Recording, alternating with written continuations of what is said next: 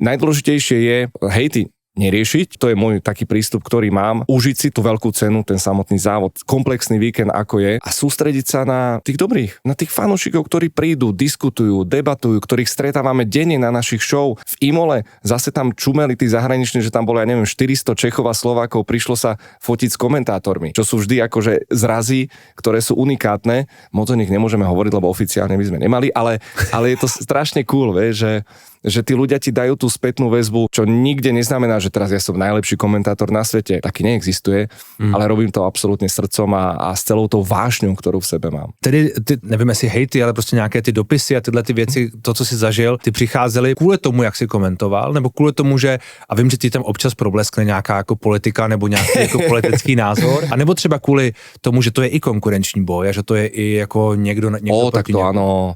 Tak samotná Formula 1, hovorí sa o nej, že to je žraločie akvárium. Áno. Že to je klub piráň. A to platí absolútne vo všetkom, medzi jazdcami, medzi tímami, medzi šťastí aj komentátormi, vysielateľmi, je to úplne prirodzená súčasť. A to, že sa to deje, OK, užite si to.